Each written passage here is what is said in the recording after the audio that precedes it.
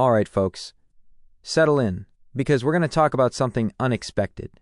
We're going to talk about a man who, at first glance, might seem like just another blip on the ever-expanding radar screen of modern celebrity. Another fleeting image in the endless scroll. But if you peer a little closer, if you listen a little longer, you start to hear the echoes. The reverberations of something quintessentially human. Something that speaks to ambition, to struggle, to the relentless, often brutal churn of the arena, whether that arena is a cage, a comedy club, or the unforgiving court of public opinion. We talk so much, don't we, about the giants, the Napoleons, the Genghis Khans, the architects of empires. But what about the everyman, the one who dares to step into that spotlight, to brave the glare, even when the odds are stacked against him? What about the man who, in the grand, chaotic theater of existence, tries on multiple masks, multiple roles, in a desperate, valiant, perhaps even foolish attempt to find his place? Brendan Schaub. Think about that name for a moment. It doesn't exactly roll off the tongue like a Caesar or an Alexander, does it? No, it's solid. Midwestern. A name that sounds like it should belong to a high school football coach, or a guy who owns a successful plumbing business. And for a time, that's exactly where his journey began. Gridiron dreams. Collegiate aspirations. The classic American narrative. Big man, big talent, big hopes. He played the game. He hit hard. He chased that particular kind of glory. And then came the call of a different kind of combat. The octagon. Ladies and gentlemen, the ultimate fighting championship. Think about what that is. It's not just a sport. It's a crucible. It's a modern-day gladiatorial arena, stripped bare of the lions and the chariots, but no less primal, no less unforgiving. Here, the consequences are immediate. Visceral. One moment, you are the apex predator.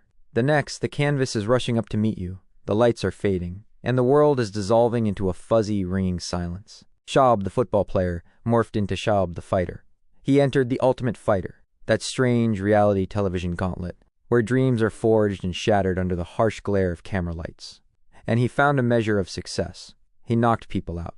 He won fights. He stood opposite some of the most fearsome men on the planet. He felt that rush, that profound, terrifying, utterly addictive feeling of putting it all on the line. And for a while, it worked. He was in the show. He was part of the conversation. He was, in his own way, a warrior. But the fight game, the fight game. It's a cruel mistress. It takes more than it gives. It leaves its marks, visible and invisible. And for Schaub, the inevitable arrived. The losses, the knockouts, the moments where the human body simply says, no more. Where the spirit, no matter how willing, cannot overcome the physical toll. Think about that decision. To walk away. To admit, even silently, that this particular chapter, this brutal, exhilarating chapter, had to close. How many of us can do that? To pivot?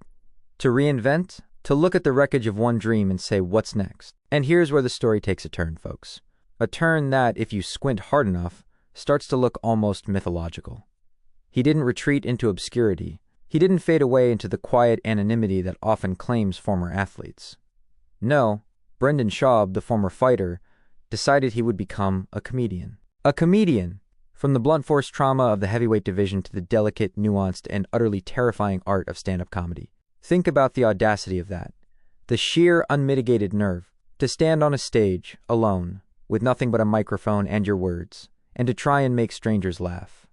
To expose yourself in a different way, not to a fist, but to silence, to indifference, to the most brutal kind of judgment, the absence of a laugh. Some, of course, scoffed.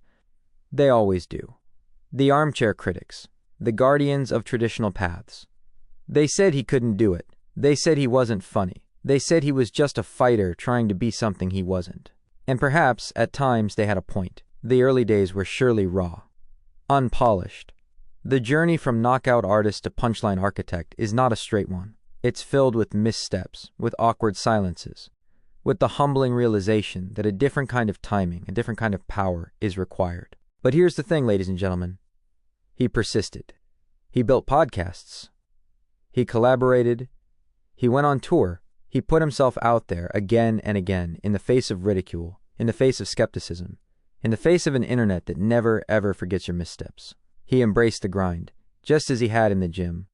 He stumbled.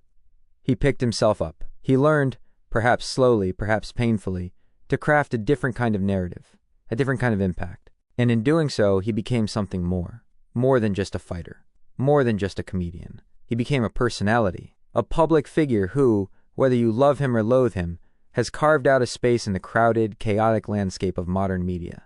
He's a lightning rod.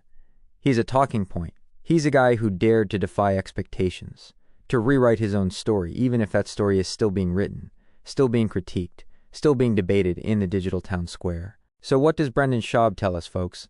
What does his trajectory from the football field to the octagon to the comedy stage whisper to us about the human condition? Perhaps it's this: that ambition in its purest form is a restless, insatiable beast. That resilience isn't just about getting up after a knockdown, but about pivoting when the path you've chosen becomes a dead end. That courage isn't just about facing an opponent, but about facing your own limitations, your own failures, and daring to try something completely, utterly new. He's not a king. He's not a general. He's just a man who refused to be confined by the boxes others tried to put him in. A man who, in his own flawed, imperfect, distinctly human way, keeps swinging, keeps pushing, keeps searching for that elusive thing, his place in the great, roaring, beautiful, and utterly merciless arena of life.